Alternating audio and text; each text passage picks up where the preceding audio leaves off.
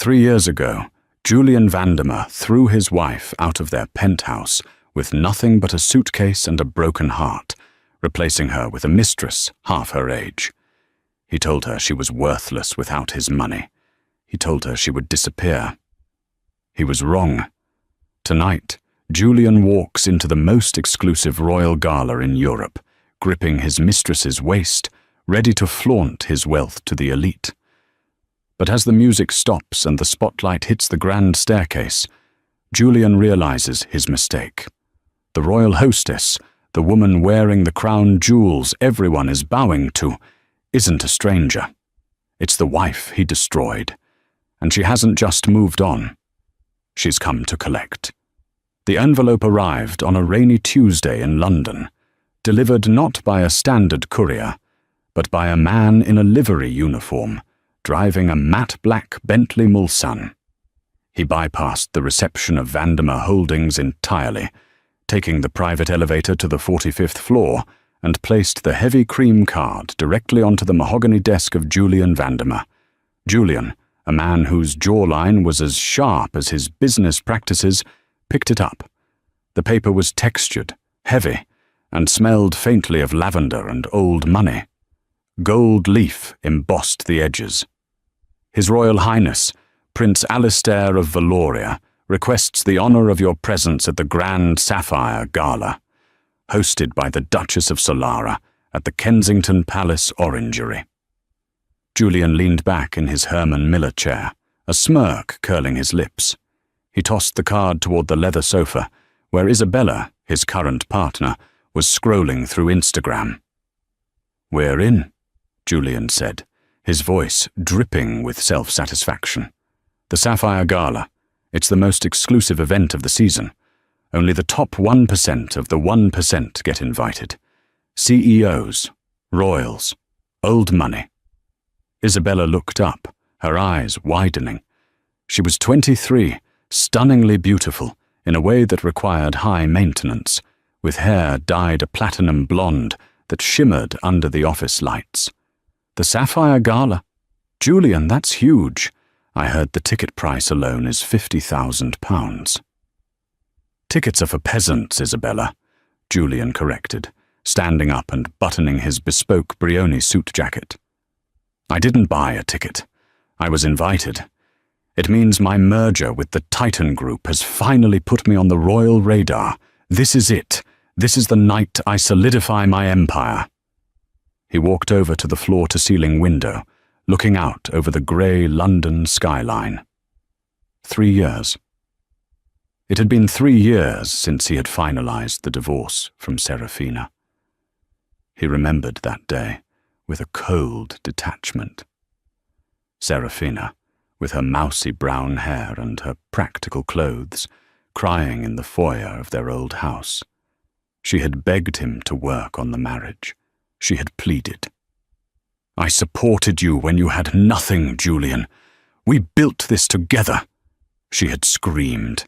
He had laughed then. "I built this, Serafina. You just existed in the background. You're holding me back. I need someone who fits the part of a billionaire's wife. You're just plain." He had given her a settlement that was insulting compared to his net worth. Thanks to a ruthless prenup, his lawyers had bullied her into signing years prior. She had left with practically nothing. He hadn't seen or heard from her since. Good riddance. "What should I wear?" Isabella asked, snapping him out of his reverie. She was already standing, checking her reflection in the glass. "It has to be something that screams, 'Future Mrs. Vandermeer.'" Julian turned to her, his eyes scanning her figure possessively. "Go to Harrods, the private shopping suite. Tell them to pull the red Alexander McQueen. I want you to look expensive. I want every man in that room to envy me, and every woman to hate you. We are going to walk into that palace and own the room." "And the host?" Isabella asked, looking at the invitation again. "The Duchess of Solara? I've never heard of her. Is she new?" Julian waved a hand dismissively. "Some European aristocrat, no doubt. probably 80 years old and dripping in dusty diamonds. It doesn't matter who she is. What matters is that we are there, and I am going to close the deal with Lord Harrington. Tonight isn't about the host, Isabella. It's about us." He was confident. He was arrogant. He was entirely unaware that the name Solara wasn't a family name. It was a reference to the sun, a symbol of rising from the darkness. Julian checked his Rolex. "Get ready. The car leaves at 7. Tonight we show the world what perfection looks like." The approach to Kensington Palace was a sea of flashing lights. The paparazzi were kept behind velvet ropes, a chaotic ocean of cameras and shouting voices. Black limousines and Rolls-Royces idled in a line, depositing the world's elite onto the red carpet. Inside the back of his Maybach, Julian adjusted his silk bow tie. He looked at Isabella. She was wearing the red McQueen dress, a structured, plunging gown that left very little to the imagination. It was bold, perhaps a bit too bold for a royal gala, but Julian liked the attention. He wanted to be seen. "Ready?" he asked. "Born ready," she purred, applying a final coat of crimson lipstick. The chauffeur opened the door, and the cool London air hit them, followed immediately by the blinding flash of strobes. Julian stepped out first, buttoning his jacket, then turned to offer his hand to Isabella. As she emerged, the cameras went wild. "Julian! Julian, over here! Is it true you're buying the Kensington estate? Isabella, who are you wearing?" Julian guided her down the carpet with a practiced hand on the small of her back. He waved stoically, projecting the image of a man who owned the pavement he walked on. Ahead of them, he spotted Lord Harrington, the man he needed to impress, speaking with a tall, elderly woman in emerald silk. Julian quickened his pace, steering Isabella towards them. "Lord Harrington," Julian boomed, extending a hand. "A pleasure to see you outside the boardroom." Harrington turned, his expression polite but cool. He adjusted his monocle, an affectation, but one he earned. "Ah, Mr. Vandermeer. I see you received an invitation." I must admit, I was surprised. Julian's smile faltered for a fraction of a second. "Surprised?" "Vandermeer Holdings is the leading tech conglomerate in the UK. I would think my presence is expected." "Of course," Harrington said, his eyes drifting briefly to Isabella's plunging neckline with a hint of distaste. "It's just that the Duchess is particular about her guest list. She usually favours those with philanthropic endeavours over aggressive acquisitions. I'm sure once I meet the Duchess, I can charm her into seeing the value of aggressive growth," Julian laughed, squeezing Isabella's waist. "Speaking of, where is our host?" Harrington pointed toward the massive oak doors leading into the orangery. "She is inside, preparing for the opening address. It is a masquerade of sorts tonight. Vandermeer. Not of masks, but of revelations. I suggest you tread carefully. The Duchess values authenticity above all else." Julian watched Harrington walk away, annoyed. "Old fool," he muttered to Isabella. "He's just jealous I'm younger and richer." They entered the grand hall. It was breathtaking. Chandeliers the size of small cars hung from the ceiling, dripping with crystals. The room was filled with the scent of white roses, thousands of them, arranging in towering pillars. A string quartet played softly in the corner. Waiters in white gloves moved silently with trays of vintage champagne. Julian took a glass and downed half of it. He scanned the room. He saw competitors, politicians, and celebrities. He felt a surge of power. He had won. He had divorced the dead weight of his past and ascended to this. "Julian," Isabella whispered, tugging on his sleeve. "Look at that necklace." She was pointing to a display case in the center of the room. Inside sat a sapphire necklace that looked heavy enough to sink a ship. "The Star of Solara," Julian read the plaque. "Priceless. rumored to be a gift from the crown prince to his fiancée. I want one, Isabella whined playfully. Play your cards right, and I'll buy the mine that produces them, Julian bragged, loud enough for a nearby couple to hear. As they mingled, a hush began to fall over the room. The lights dimmed, casting a golden glow over the stage at the far end of the hall. The heavy velvet curtains began to sway. "Ladies and gentlemen," a herald's voice boomed, echoing off the marble walls. "Distinguished guests, please welcome your host for the evening, the fiancé of His Royal Highness Prince Alistair and the CEO of the Phoenix Foundation, Her Grace, the Duchess of Solara." Julian swirled his champagne, bored. Finally, let's see this old dowager. The curtains parted. There was no old woman. Standing center stage, bathed in a single spotlight, was a woman of breathtaking elegance. She wore a gown of midnight blue velvet that hugged a silhouette Julian knew better than his own. It was off the shoulder, revealing skin that glowed like alabaster. Her hair, once mousy and kept in a messy bun, was now a cascade of rich, dark chocolate waves tumbling down her back, shining with health and vitality. Around her neck sat the real star of Solara, diamonds and sapphires that caught the light and threw it back in blinding fractals. She stood tall, radiating a cold, regal power that silenced the room instantly. Julian dropped his champagne glass. It shattered on the marble floor with a sound like a gunshot, but he didn't hear it. He couldn't breathe. The room spun.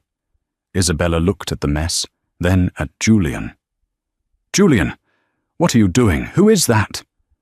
Julian's lips moved, but no sound came out at first. He felt like he had been punched in the gut by a heavyweight boxer. He stared at the woman on stage, the woman commanding the attention of kings and lords. "It's not possible," he finally whispered, his voice trembling with a mixture of horror and disbelief.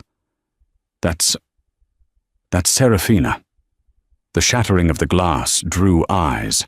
Heads turned toward Julian. Lord Harrington, the French ambassador, the CEO of rival firms. They looked at the spilled champagne, then at Julian's pale, slack-jawed face. It was a faux pas of the highest order, but Julian was paralyzed. On stage, Serafina didn't flinch. She must have heard the glass break. The acoustics in the orangery were perfect, but she didn't look down. Her eyes, painted with a smoky, alluring makeup that highlighted their amber depth, scanned the crowd with the poise of a queen surveying her subjects. "Welcome," she spoke into the microphone. Her voice. It was her voice, yet it wasn't. Gone was the timid, apologetic tone of the housewife who used to ask him if he wanted tea. This voice was rich, lower in pitch, cultivated and dripping with authority. 3 years ago, I stood in the rain with nothing. Tonight I stand before you to launch the Phoenix Foundation, an initiative dedicated to helping those who have been discarded, to rebuild their lives. Isabella was frantically signaling a waiter to clean up the mess, embarrassed. "Julian, stop staring. Do you know her? Is she an ex-girlfriend or something?" "She's my ex-wife," Julian hissed, the words tasting like bile. Isabella froze. She looked back at the stage, analyzing the woman with critical, jealous eyes. "Her? That's the dowdy wife you told me about? The one who wore sweatpants and baked bread?" She was," Julian stammered. He couldn't reconcile the images. The Serafina he knew wore minimal makeup and bought clothes off the rack. This woman was wearing a gown that likely cost more than his first car, and the way she held herself, her chin lifted, her shoulders back, she looked dangerous. Serafina continued her speech, her gaze sweeping the room. "We often underestimate the strength of what we throw away. We discard people, ideas, and love, thinking they have no value. but pressure creates diamonds. And fire. She paused, a small knowing smile playing on her red lips. Fire creates phoenixes. For a split second, her eyes locked onto Julian's. It wasn't a glare. It wasn't a look of anger. It was worse. It was a look of total, amusing indifference. It was the look a human gives an insect before deciding it isn't even worth stepping on. Then she looked away, continuing her speech to thunderous applause. "I have to talk to her," Julian said, panic rising in his chest. His mind was racing. If she was the host, if she was the fiancée of Prince Alistair, she had power, massive power, and he had treated her like garbage. "Julian, don't," Isabella warned, clutching his arm. "She's the host. You can't just walk up to her." "Get off me," Julian snapped, shaking her off. "She's my wife, ex-wife. I know her. This has to be a joke, a setup." As the speech ended and the music resumed, a waltz, Serafina descended the stairs. The crowd parted for her like the Red Sea. Prince Alistair, a man of 35 with the classic looks of a storybook royal and the sharp eyes of a military commander, met her at the bottom of the stairs. He took her hand, kissed it, and whispered something that made her laugh. A genuine, melodious laugh Julian hadn't heard in 5 years. Julian began to push through the crowd. He needed to re-establish dominance. He needed to prove that he was the one who made her, that she was nothing without him. It was a defense mechanism. His ego couldn't handle the reality that she had surpassed him. He breached the inner circle just as the prince stepped away to speak with a diplomat. Serafina stood alone for a moment, sipping sparkling water. "Serafina," Julian said, his voice loud, trying to sound authoritative, but sounding merely desperate. She turned slowly. Up close, she was even more flawless. Her skin was luminous. She smelled of jasmine and expensive oud wood, a far cry from the vanilla extract she used to smell like. She looked at him, her expression blank. "I'm sorry, do I know you?" The insult landed like a slap. "Cut the act," Julian growled, stepping closer, invading her personal space. "It's me, Julian, your husband. What is this? Who are you trying to fool with this costume?" Serafina took a small sip of her water, her eyes dancing with amusement. "Mr. Vandermeer, I presume. I believe the term is ex-husband. And as for the costume..." She gestured to the room, to the palace, to the prince watching them from 10 feet away. "This is my life. It has been for quite some time. Though I suppose you were too busy with your associate to notice." She glanced past him to where Isabella was standing awkwardly in her loud red dress, looking out of place among the understated elegance of the aristocracy. "How?" Julian demanded, his face reddening. "I left you with nothing. I made sure of it. You had no degree, no money, no connections." "You left me with freedom, Julian," Serafina said, her voice dropping to a chill whisper. "And you forgot one thing. I was the one who edited your business proposals. I was the one who managed your network behind the scenes. I was the brain you took for granted. When you threw me out, I didn't cry. I went to work." "You're a fraud," Julian spat, realizing people were watching. "You're playing a role. Does the prince know? Does he know I found you in a library coffee shop in Leeds? Does he know you're damaged goods?" The air around them seemed to drop 10 degrees. Serafina didn't yell. She took one step forward, forcing Julian to step back. She leaned in, her lips close to his ear. "The prince knows everything, Julian. He knows about the affairs. He knows about the hidden offshore accounts you didn't declare during the divorce. He knows about the emotional abuse." She pulled back, her eyes hard as diamonds. "But most importantly," she said, raising her voice slightly, so the surrounding circle, including Lord Harrington, could hear. He knows that I am the one who advised the Titan Group to reconsider their merger with Vandermeer Holdings. Julian felt the blood drain from his face. What did you say? The merger, Serafina smiled, a terrifying, beautiful smile. It's dead, Julian. I killed it this morning. To understand the magnitude of Julian's collapse, one must understand the architecture of Serafina's rise. It was not a fairy tale transformation granted by a fairy godmother. It was a fortress built brick by bloody brick. 3 years ago, the night Julian kicked her out, Serafina Sterling didn't go to a hotel. She couldn't. Julian had cancelled her credit cards while she was packing her bag. She slept in her car, a 3-year-old sedan she had bought with her own savings, parked in a 24-hour Tesco lot on the outskirts of London. She cried until her eyes were swollen shut. But by dawn, the tears had stopped. Serafina realized something crucial in that cold car. Julian was right about one thing. She had made herself small to make him feel big.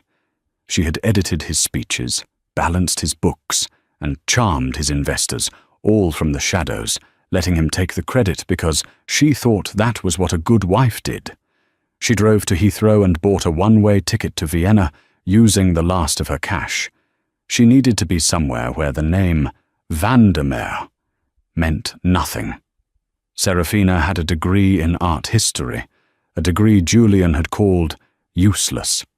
In Vienna, she walked into the prestigious Haus der Kunst auction house. She didn't apply for a job. She pointed out that a painting in their window, attributed to a 19th century imitator, was actually an early, unsigned work by Gustav Klimt. She was right. The discovery made the auction house €4 million. They hired her on the spot. For 2 years, she worked 18-hour days. She learned German, French, and Italian. She changed her style, not to attract men, but to armor herself. She traded floral prints for tailored blazers, passivity for assertiveness. She became the iron orchid of the European art world, beautiful, rare, and impossible to crush.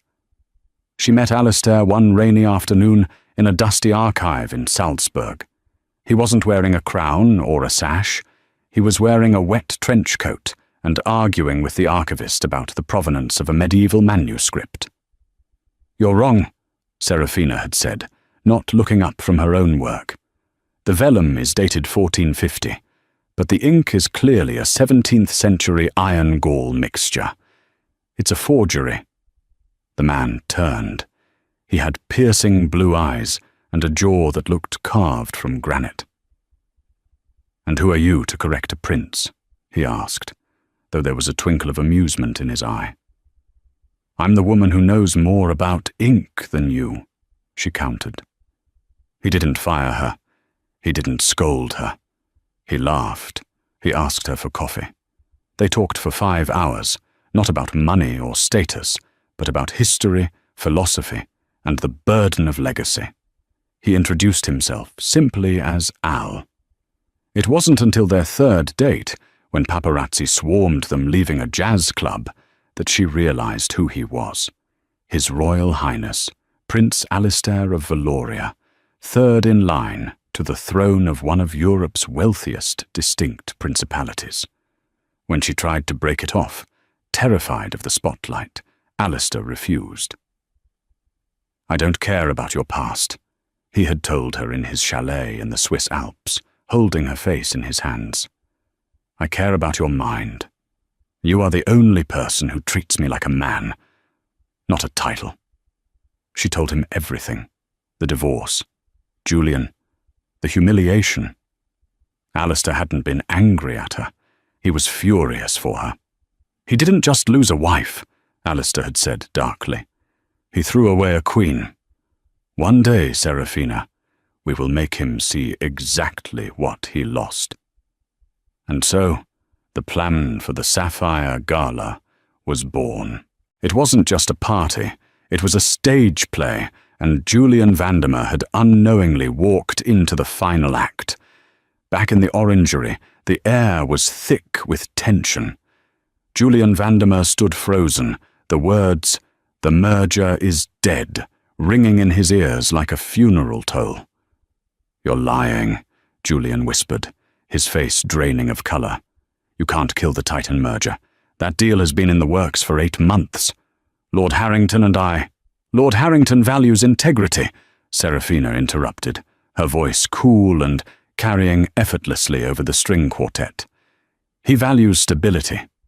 When I showed him the forensic accounting of how you funneled company assets into your mistress's lifestyle under the guise of consulting fees, he found you unstable." Isabella, standing next to Julian, suddenly looked very small in her loud red dress. "Julian, what is she talking about? What fees?" Julian spun around to face the room. He needed to find Harrington. He needed to fix this. He saw the Lord standing near a pillar, studiously examining a painting. "Harrington!" Julian shouted, forgetting all protocol. He shoved past a waiter, nearly knocking a tray of caviar to the floor. "Harrington, look at me!" The room went silent. The music stopped. Lord Harrington turned slowly. He didn't look angry. He looked disappointed, which was far worse in these circles. "Mr. Vandemer, I believe I made my position clear earlier. The Titan Group does not do business with men who treat their finances and their families with such reckless abandon." "You listened to her?" Julian pointed a shaking finger back at Serafina. "She's a scorned ex-wife. She's vindictive. She's manipulating you. She is the future Princess of Valoria." A deep, baritone voice cut through the air. Prince Alistair stepped forward, placing a protective hand on the small of Serafina's back. He didn't shout, but his voice commanded absolute silence. He looked at Julian with the kind of disdain a lion reserves for a hyena. "And," the prince continued, "she is the most brilliant financial strategist I have ever met. She didn't manipulate anyone, Vandemer. She simply handed over the files you thought were hidden. You really should update your cybersecurity." Julian felt the walls closing in. He looked around the room. People he had known for years, CEOs, bankers, socialites, were averting their gaze. They weren't just looking away, they were physically turning their backs to him. It was the social death, a punishment more severe in high society than a physical beating.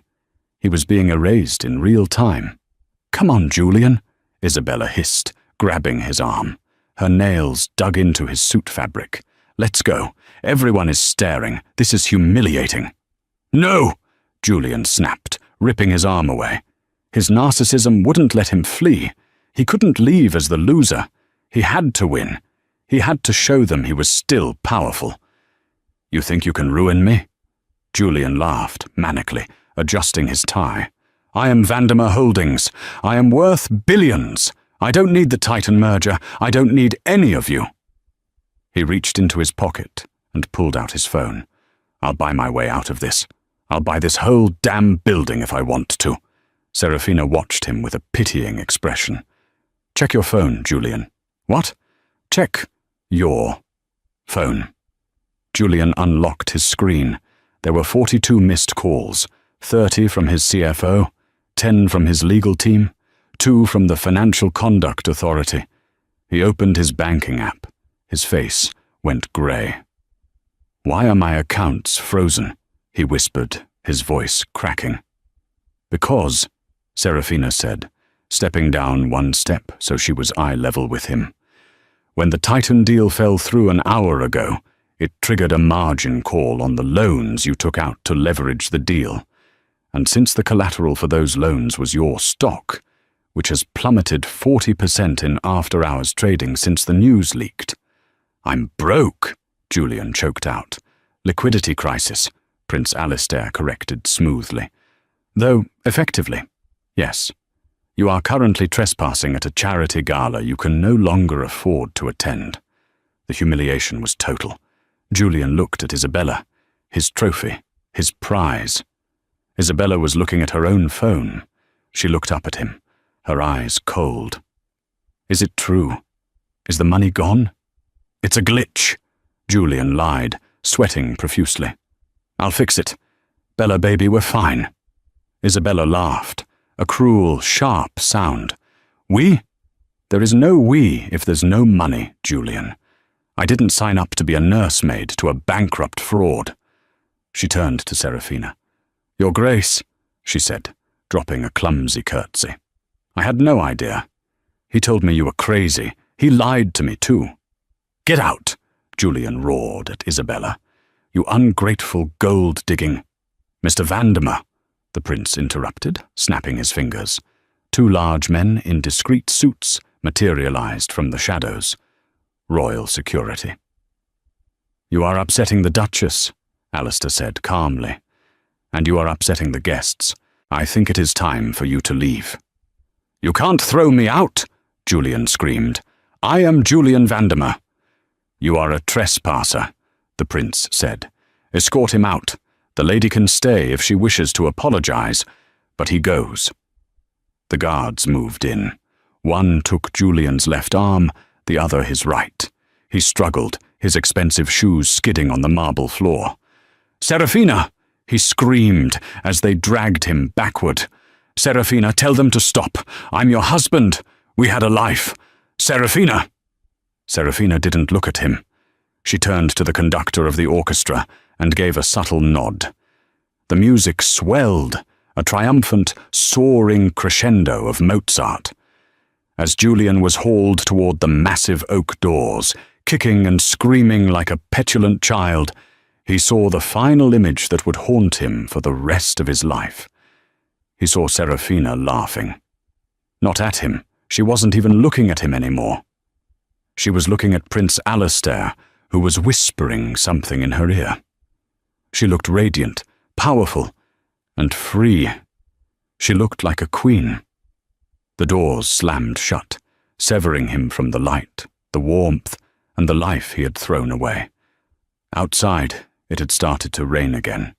The paparazzi, sensing blood in the water, turned their cameras away from the celebrities arriving and toward the man being thrown out. Julian Vandermeer landed on the wet pavement of the Kensington driveway, his tuxedo muddy, his reputation in tatters. He looked up, expecting his Maybach. It wasn't there. The driver, unpaid for 2 months, had likely driven off the moment the news broke. He was alone. But the story wasn't over. Julian Vandermeer was a man who had clawed his way to the top once. He wouldn't accept defeat this easily. As he sat in the mud, humiliated, a dark, desperate rage began to boil in his gut. If he couldn't have his life back, he would make sure Serafina didn't get to keep hers. He reached for his phone to call the one person he knew would help him burn it all down. A tabloid journalist known as the Butcher of Fleet Street. Hello? Julian rasped into the phone, rain dripping down his nose. I have a story.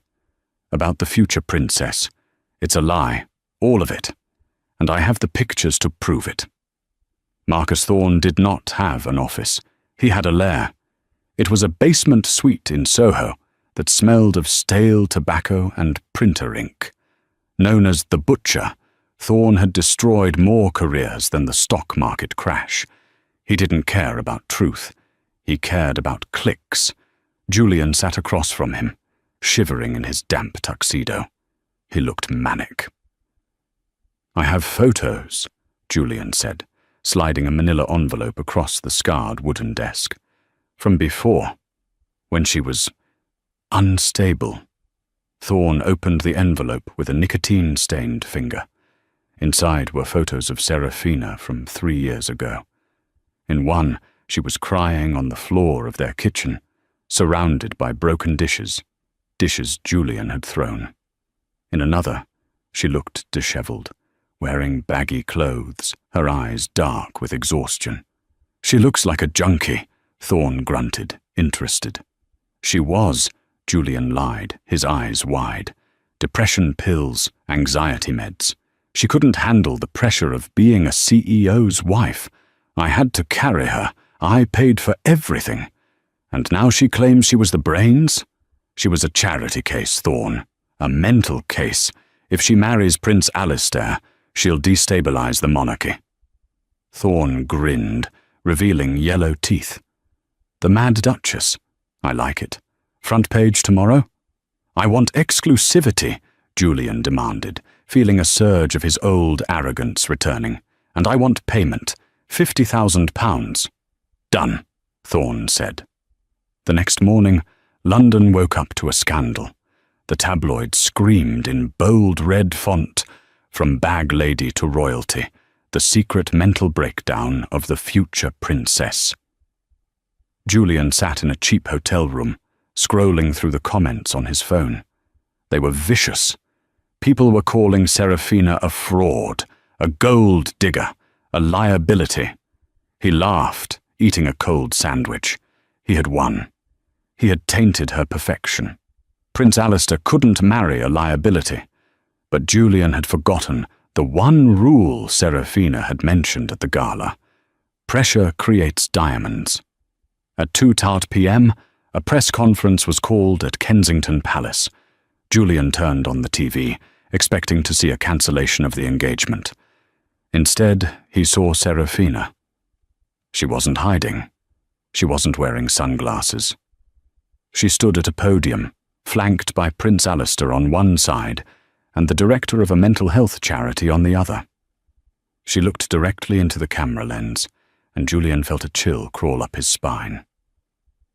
This morning, Serafina began, her voice steady. Images were leaked of me from 3 years ago. My ex-husband, Mr. Vandemer, claims these photos show a woman who was mentally unstable. She paused, taking a deep breath. He is right. I was unstable. I was broken. Because for 5 years, I lived in a home where my self-worth was systematically dismantled. The woman you see in those photos isn't a drug addict. She is a survivor of domestic emotional abuse. The camera flashed blindingly. I am not ashamed of those photos, Serafina declared, her voice rising with power. They are my battle scars. They show where I started. And standing here today, as a woman who rebuilt herself from that floor, I am telling every woman watching, you are not defined by the man who broke you. You are defined by how you rebuild. Prince Alistair stepped forward, his face dark with fury. We have also released the full police report from the night of their separation, along with the medical records indicating Mr. Vandemer's accidental injury to her arm. Julian dropped his sandwich. The medical records. He had bribed the doctor to keep those quiet. How did they find them? Furthermore, Alistair continued, the palace is pressing charges against Marcus Thorne for libel, and against Julian Vandemer for blackmail and violation of a non-disclosure agreement. The payment Mr. Vandemer received from the tabloid has been traced. It is a criminal act. The feed cut to a reporter outside Julian's hotel. Police are currently moving to arrest disgraced CEO Julian Vandemer. Julian heard the sirens before he saw them. He ran to the window. Blue lights flashed against the rain-slicked glass. They weren't coming to interview him. They were coming to take him away. He had tried to bury her, but he didn't realize she was a seed. And now, the dirt he threw was only helping her grow, while he was being buried alive. The downfall of Julian Vandemer did not happen in a vacuum. It happened in the high-definition glare of the public eye. The trial at the Old Bailey, London's central criminal court, was less a legal proceeding and more a public flaying. Julian stood in the dock, encased in bulletproof glass, wearing a suit that was 2 sizes too big. He had lost 20 pounds in the 3 weeks since his arrest. The charge list was long: blackmail, extortion, violation of the Computer Misuse Act, and perjury, but the legal charges were nothing compared to the social indictment. The star witness for the prosecution had been the final nail in his coffin, Isabella. She had walked into the courtroom wearing a modest black dress, her platinum hair dyed a sensible brunette, playing the role of the manipulated victim to perfection. She testified that Julian had forced her to pose as his fiancée, that he had coerced her into spending the company money, and that he was obsessed with ruining his ex-wife. It was all lies. Isabella had spent the money with glee, but the jury didn't care. They hated Julian. He was the villain of the year. When the gavel fell, the sentence was 5 years in HMP Wandsworth for financial fraud and blackmail. As the guards handcuffed him, Julian looked back at the gallery, searching for a friendly face. There were none. Lord Harrington was there, shaking his head. His former board members were there, looking relieved he was gone. But Serafina was not there. She hadn't even dignified his trial with her presence. The morning of the royal wedding dawned with a sky the colour of a robin's egg, a rare, perfect blue over London. The city was vibrating. Millions of people lined the streets from Buckingham Palace to Westminster Abbey. Flags waved in a chaotic sea of red, white and blue, interspersed with the gold and emerald banners of the Phoenix Foundation. Inside cell 42 on the G-wing of Wandsworth Prison, the sky was just a sliver of light through a barred window high on the wall. The air smelled of industrial disinfectant, unwashed bodies, and damp concrete. Julian sat on the edge of his bunk. His head was shaved, a precaution against lice, and the sharp, handsome features that had once graced the cover of Forbes were now gaunt and hollow. He wore grey sweat pants and a jumper that itched. "Oi, Vandemer!" a voice shouted from the corridor.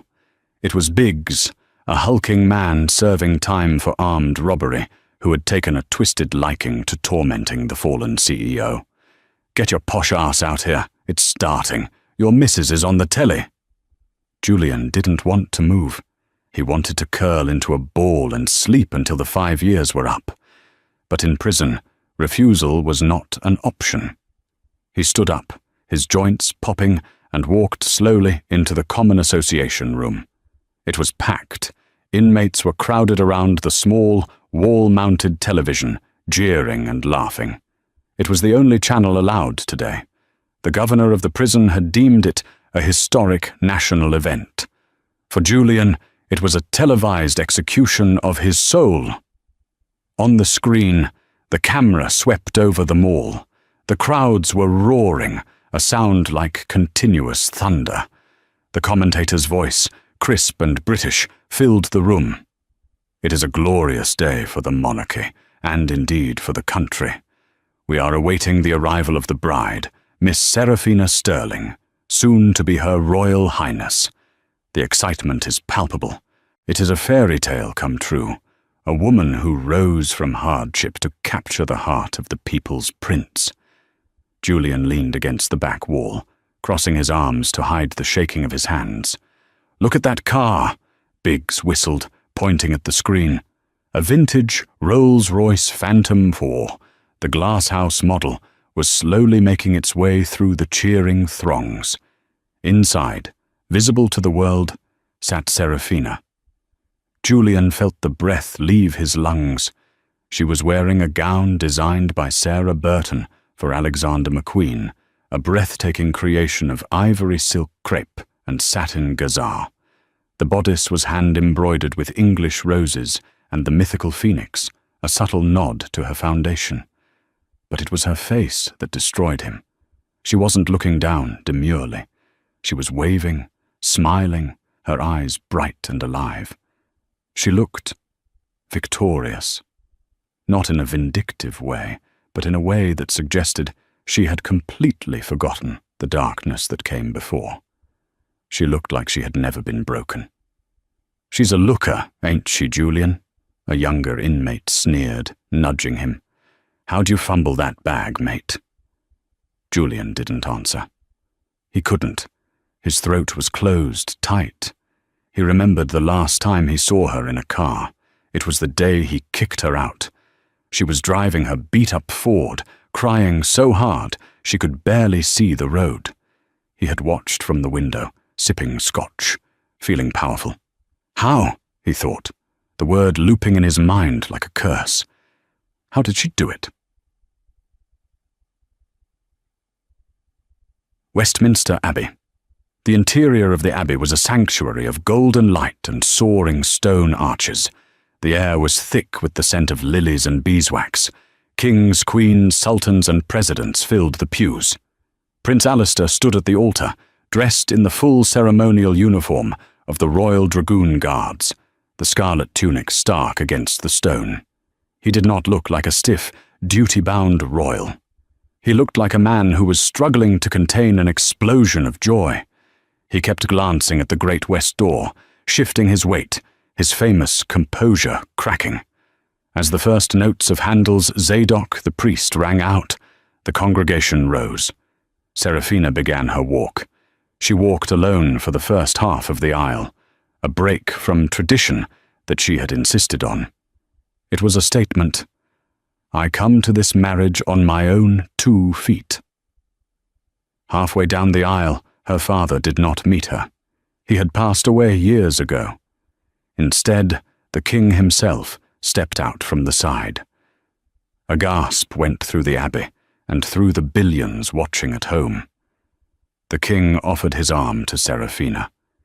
It was the ultimate seal of approval, the ultimate rejection of anyone who had ever doubted her worth. In the prison common room, the silence was heavy. Even the hardest criminals were watching, captivated by the sheer spectacle of it. "The king," someone whispered. "Blimey, the king is walking her." Julian felt a tear slide down his cheek. He wiped it away angrily, terrified anyone would see. He remembered telling Serafina she was common. He remembered telling her she would never fit in his world. And now, the monarch of England was escorting her to the altar, while Julian rotted in a cage. The camera zoomed in on Serafina's face as she reached Alistair. The prince didn't wait for the protocol. He reached out and took her hand, squeezing it tight. He whispered something to her that the microphones didn't catch, but the lip readers would later confirm. He said, "You are the only truth I know." Julian squeezed his eyes shut. He remembered his own wedding to Serafina. It had been a small registry office affair because he didn't want to spend money on it. He had taken a call from a client during the reception dinner. He had never told her she was beautiful that day. He had told her the dress made her look a bit wide. Regret, cold and sharp as a knife, twisted in his gut. It wasn't just that he had lost the money. It wasn't just that he was in prison. It was the sudden, horrifying realization that he had held a diamond in his hand and thrown it into the mud because he was too blind to see it shine. He had spent his life chasing more money, younger women, higher status. And in front of him, on a grainy 24-inch screen, was the embodiment of everything he had actually needed: loyalty, intelligence, and grace.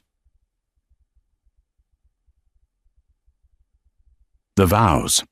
The Archbishop of Canterbury, his voice resonating through the vast history of the abbey, began the vows. "Alistair Edward James, will you take Serafina Marie?" "I will," Alistair said, his voice booming without hesitation.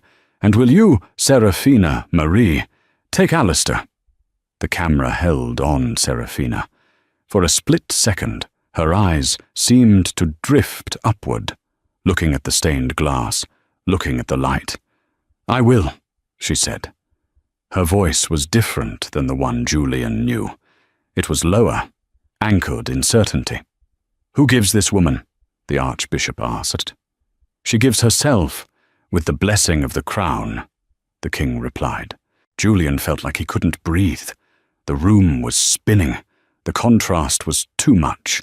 The beauty on the screen versus the squalor of his reality. The love in their eyes versus the hatred directed at him from the world. He stood up abruptly. "Sit down, Vandemer," Biggs barked. "They're doing the rings." "I can't," Julian rasped. I'm sick." He pushed past the inmates, ignoring their jeers and curses. He stumbled out into the corridor, leaning against the cold brick wall, gasping for air. He slid down until he hit the floor, pulling his knees to his chest. From the room, he could still hear the television. "I pronounce you husband and wife. You may kiss the bride." A roar went up, both from the Abbey on the TV and from the prisoners inside the room. It was a sound of universal celebration. Julian put his hands over his ears.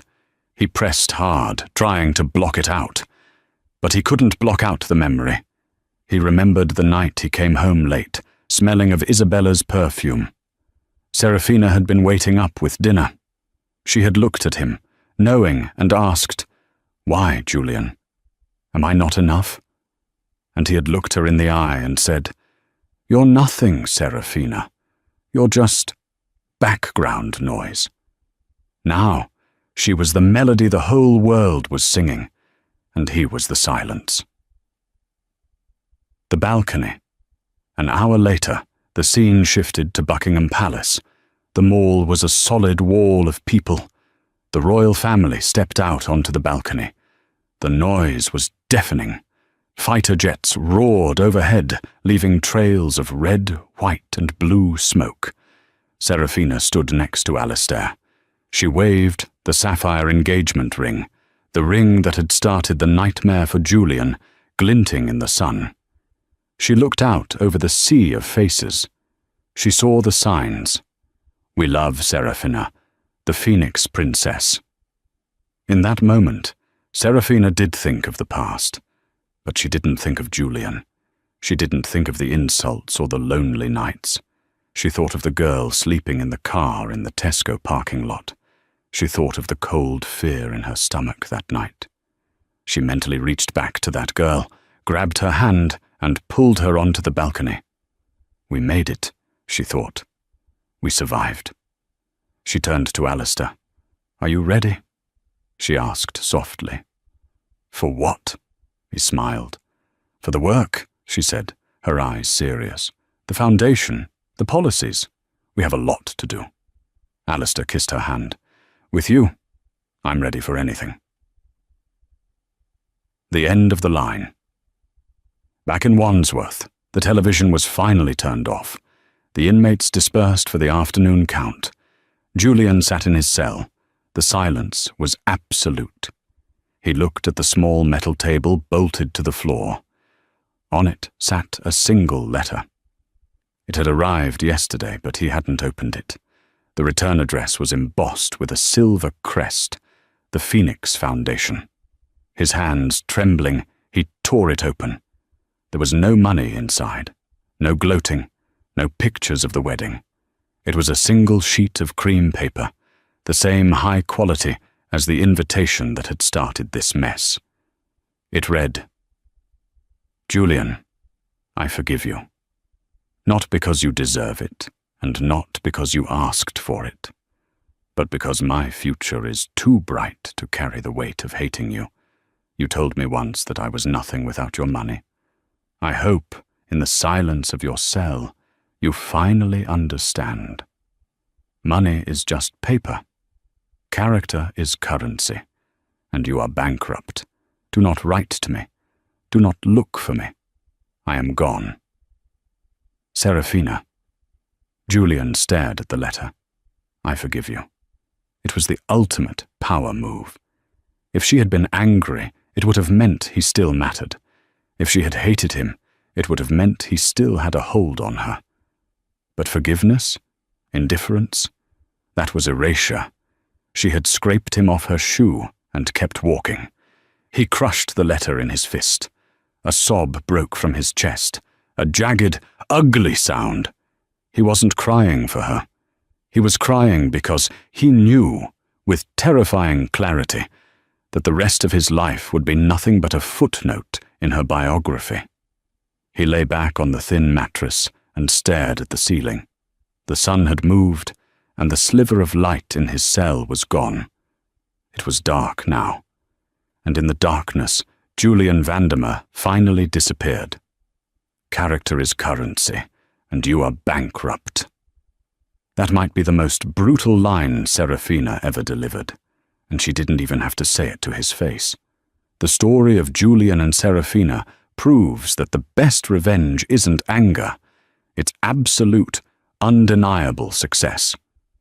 Serafina didn't just survive, she evolved. She turned her pain into a crown and wore it for the world to see.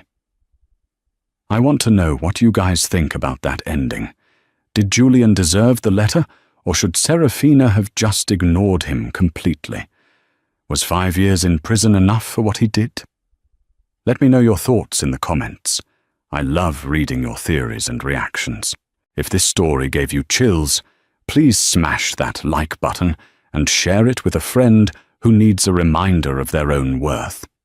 And don't forget to subscribe and turn on notifications.